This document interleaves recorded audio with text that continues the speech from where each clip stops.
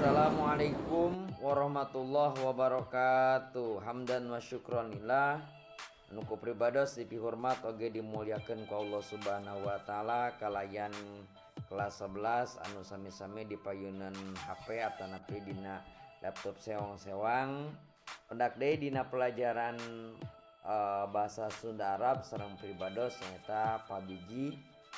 Anu insyaallah dina pertemuan ayeuna urang bakal medar bab kahiji di kelas 11 pelajaran bahasa Sunda Arab anu judulna teh nyaeta biantara nya. Sok mangga ditulis heula, siapkeun bukuna, margi kedah dicatet materina gitu. Ayo babagian tina bab kahiji kanggo semester kahiji pelajaran bahasa Sunda Arab.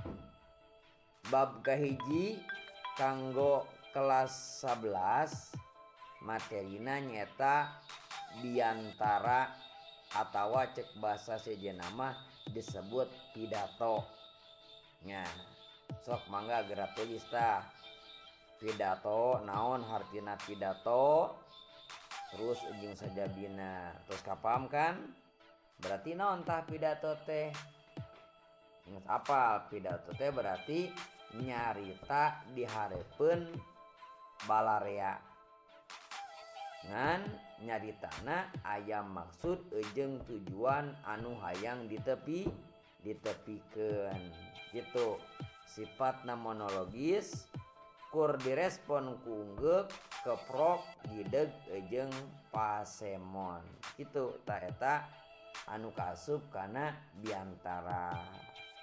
Ngan tina palabah nyarita keur biantara atanapi pidato atanapi orasi mah henteu bisa sakumaha urang bebas ka ditu ka dieu henteu.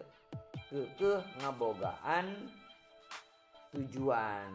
Tah tujuan eta anu kudu bisa nepi ka anu ngadangukeunana atanapi ka para jamaahna gitu.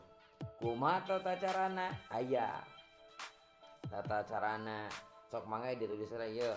Tata carana nyaeta disebut cek bahasa dina bahasa Sunda mah nalika ieu teh disebut retorik. Retorik teh nyata seni ngolah caritaan sangkan batur kataji atawa kapangaruhan ku caritaan anu keur biantara gitu. Eta ngaranna retorik gitu.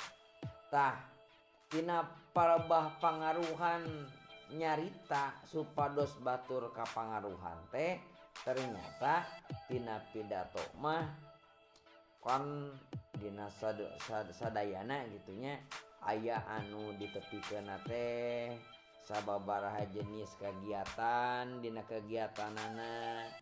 Nah wabil khusus dina bahasa ieu mah. Dina bahasa pelebah biantara mah tergantung situasi. Ngan kaseureuna mah nyaeta ku bahasa anu lemes teh gitu nya. Arek anu lemes, arek anu biasa, anu loma jeung sajabina eta aya dua bagian. Aya biantara anu resmi, aya biantara anu teu resmi gitu nya.